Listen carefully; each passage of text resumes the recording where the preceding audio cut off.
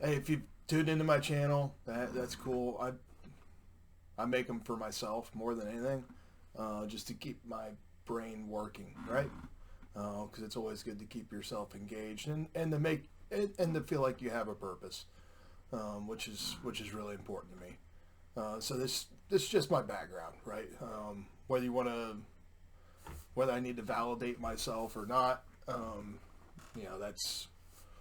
that's up to you. On my qualifications to provide commentary. All right, so a little bit about me. Um, 23 years United States Army. Retired as a lieutenant colonel in October 2020. Really exciting time to retire from the Army in the middle of the craziness of the first 6 months of COVID pandemic. Served at I was an armor officer, right? So I'm a tank and cavalry guy by trade. Spent my career in armor, cavalry, infantry, and special operations units. Um, had a couple stints as an instructor, which is a lot of fun. I really appreciate teaching, especially at the undergraduate and graduate level. But that's what I really enjoy. Um, and I did a stint in Army Human Resources Command as well as doing a little flesh peddling for the Army. Um, so yeah, primarily an armor. I'm an armor officer by trade, but the last time I was on a tank was in December of 2006. Right, so I openly admit that it's been a long time since I've been tanking. Um, because I always ran my career as I do what the Army needs me to do, and the Army there is there to do what I need the Army to do for me. So I try to always have that mindset and relationship with the Army, and it worked out for me. I had a great career. I was selected for battalion command. I was of a tactical armor battalion. That's the pinnacle, the summit of an armor officer's career. You're selected to command a real tank battalion, right? I was heading to command 137 Armor at Fort Bliss, Texas, right? 37th Tank Battalion, commanded by Creighton Abrams in World War II during the relief of Bastogne, right? Like that's a dream battalion for any armor officer to go command. Uh, but I had a third back surgery and a surgery to repair a torn Achilles tendon, and made a really hard decision that like physically it is physically irresponsible for me to continue in the Army. It's irresponsible to the officers, non-commissioned officers, and soldiers that would lead, and I'll figure out a way to still um, serve them without continuing to serve in the active component army. So obviously, incredibly difficult decision for someone to make who's spent their entire adult life doing that. But I did. Some days you regret decisions, some days you don't. But that's a little bit of my military background, right? So I've served as a tank platoon leader, scout platoon leader, tank company commander, headquarters company commander, instructor at the maneuver captain's career course, just like a low graduate level course for armor, infantry, special forces, and international officers at the captain major level, right? So U.S. officers, it's the captain, and several of our international officers would be majors when they came through the course. Then I went to serve at Human Resources Command in the G3 as the current operations officer. So I worked structure documents, force structure, and the Army Strategic Readiness Update was a big piece of what I worked while there, right? So it really opened my eyes to the Army enterprise, as they call it. From there, I went to the United States Air Force Air Command and Staff College in Maxwell Air Force Base, Alabama, for a year. Great experience. I'm so thankful I went to the Air Force school and not the Leavenworth at the Army school. I learned to speak some Air Force. Probably a better joint education than the Army has, and also while there, my research focus was on the Jewish diaspora in Central and Eastern Europe, really from 1890 through the end of the Cold War. So kind of interesting to have that as your research topic for an entire year at a military school. So from there, because I went to Air Force School, I didn't have the face-to-face interaction with my armor branch assignment officer from Human Resources Command. So I just did it through email. I just said, send me to the 1st Stryker Brigade going to Afghanistan. So I went to 1st Brigade, 25th Infantry Division, Fort Wainwright, Alaska. And I was sent to 124 Infantry to serve as a Battalion XO, right? So I'm in an infantry battalion for 2 years. I was a Battalion XO for 2 years there, and a great assignment. Great people, great mission. As soon as I got there, our deployment date to Afghanistan got pushed and pushed and pushed. But then we came off and we became a regionally aligned force for United States Indo-Pacific Command. So that was an interesting shenanigan. My 3rd year in Alaska, I served as the brigade executive officer for 125. So I went through an 18-day proof of concept NTC rotation as a brigade XO, fighting the Russian, what we thought was the Russian new generation warfare doctrine. How things turn out in Ukraine we might have overestimated their how Russia fights. But regardless, we fought that hybrid Russian threat at the NTC for 18 days in the box. So I got to do that as the brigade XO. So really synchronizing everything that the brigade does, and controlling the deep fight for the brigade is a lot of what I did there. And also brigade commander in the 3 were really focused on the knife fight, and so I focused on integration of all our enabling capabilities that allows the brigade commander to fight the brigade. That's what the XO does, right? You're not the commander. You enable the brigade commander to command. So the information operations, PSYOPs, civil affairs, our deep fire, close combat attack, rocket artillery, deep cannon artillery, UAS,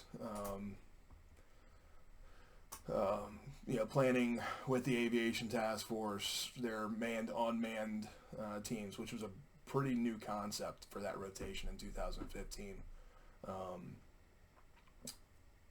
And then also, maintaining a focus on, I talked about some of the non-lethal stuff, how we shape the non-lethal side that enables the lethal side. And so that's what I spent my effort on, I didn't really sleep for 18 days. And thankfully I had a great driver who took care of me and made sure I ate food and slept, which is not easy for a young specialist to do. Is, hey sir, you need to eat, here's food, stop what you're doing. But I had great soldiers who really took care of me. From there I went to Forces, United States Army Forces Command, 4-star headquarters at Fort Bragg. I absolutely hated the job, hated it. I was selected to be the Deputy Commanding General's aide de camp while there. Told him I don't want to be your aide. So instead I took a year-long deployment that ended up being a really life-changing role for me. I served as the J5 Director for Special Operations Command Forward East Africa. So there we had responsibility for, my desk was primarily in Djibouti, but we had responsible for the Horn of Africa, East Africa countries special operations, right? So Somalia is the focus, with a little bit of Kenya, Ethiopia, Uganda, a little bit of Tanzania. We had to touch South Sudan during embassy evacuation there. Burundi, Rwanda were in the responsibility. Eritrea, but we never really did anything there. But a great assignment. Spent a lot of time on the ground inside all over Somalia, to include Puntland, Mogadishu, out in the rural areas. So a great assignment, as a strategic planner for special operations, and there I was in charge of our all of our surrogate force special programs, as well as the train and equip programs. I also was in charge of posture of special operations in Somalia and Kenya, right? So our locations, and a lot of negotiation to make sure we had the right stuff built at the right time with the right infrastructure and life support. So it's kind of a pain in the butt, but really enabling the folks on the ground to get after defeating Al-Shabaab. I also had a lot of responsibility with planning the reopening of the U.S. Embassy in Mogadishu, which did happen in October 2017. So great momentum there. My final assignment was as the professor of military science at Kent State University. So served as a university department chair, full professor at Kent State, Youngstown State, and then University of Mount Union. And 3 years of training, teaching, educating the next group of officer leaders for the United States Army, and a great assignment. And a lot of great kids out there who are now lieutenants, some of them captains now. And the Army, and they're in Eastern Europe, or preparing to go to Eastern Europe, to be a part of the mission there, for our nation, for NATO, and in support of Ukraine. Proud of them, and proud of the work we did to get them ready to go. Civilian education side, I have a bachelor's in history from the Ohio State University. Focus was military history. I have a master's in criminal justice, master in military operational art and science from Air Command and Staff College, and I'm attempting to complete my dissertation. So I'll have a PhD in global leadership and change from Tiffin University as well, right? So I'm a knuckle dragging, gunslinger. That's what I love, right? I love war fighting, but I'm also really interested in why it's necessary, and the causes, conditions of the competition that leads to the conflict, right? So when you talk, my research interests are great power competition, and I have one article published so far on great power competition, focused on China, not Russia, and it's the economic competition part of foreign direct investment in China, right? So really exciting topic for a guy who likes shooting guns and tanks. And then my other research interest is leadership, right? And really it's the ethical and moral aspects of leadership. How do we develop leaders who make good ethical and moral decisions, predominantly an adaptive, when faced with an adaptive challenge. So combat is an adaptive challenge, right? You're constantly bombarded with adaptive challenges in combat. So that's kind of what drove me to my research interest, right? Is my life experiences, my previous education.